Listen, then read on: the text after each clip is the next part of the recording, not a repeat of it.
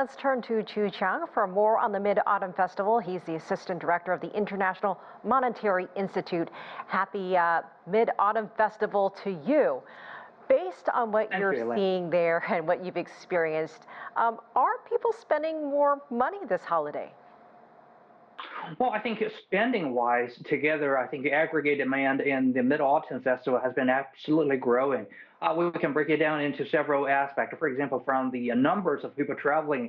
Well, a Mid-Autumn Festival is, always about family, about reunion, and but also it's not always the climax of the September and October, holiday season because it usually becomes a precursor of the National Day holiday, which has 7 days.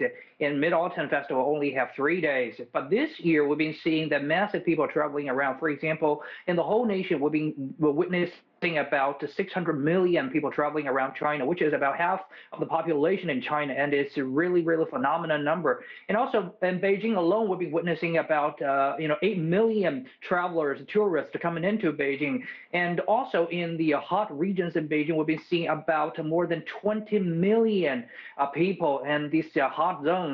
Because considering the local resident in Beijing is only about 20 million, so you're seeing about a doubling of the population in Beijing, and many foreign guests in Beijing and Shanghai and Shenzhen and Xi'an as well. So the traveling numbers absolutely has been growing. And also if you take a look at the booking numbers in the e-platform like Booking.com, like Alibaba.com, it's always about the double-digit growth about the ticket booking, about hotel booking. So I would like to say that aggregate demand this year has absolutely astonishing, more than last year and more than the year of 2019.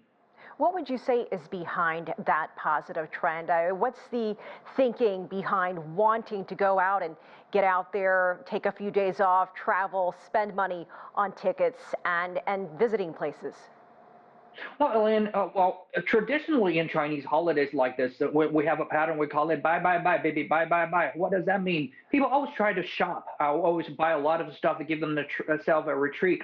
But in the past 1 or 2 years, I think the whole pattern has been switched to travel, to a family time.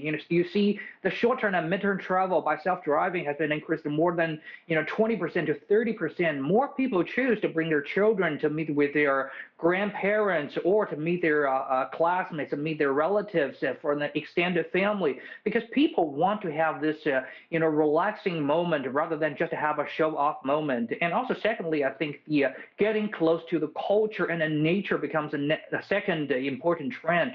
For example, for the museum, museum and exhibition center used to be a cold place during this short holiday because people just want to chill out at their home. But now they choose to bring their children to go to the museum to savor the culture and education. For example, Black Mist Wukong used to be very, very hot in the past 1 or 2 months, and now those shooting places of the Black Mist Wukong has become very, very hot. And also for the nature, hiking and camping become very, very important because everybody wants just to have a good moment with their family and also to relax a little bit. So I think this trend becomes a new growth moment.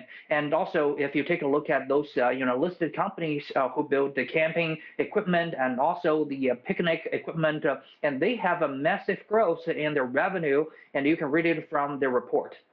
And of course, we didn't even talk about food, but there is a lot of that, especially those mooncakes. Qu Qiang, always great to see you. Thank you so much for joining us.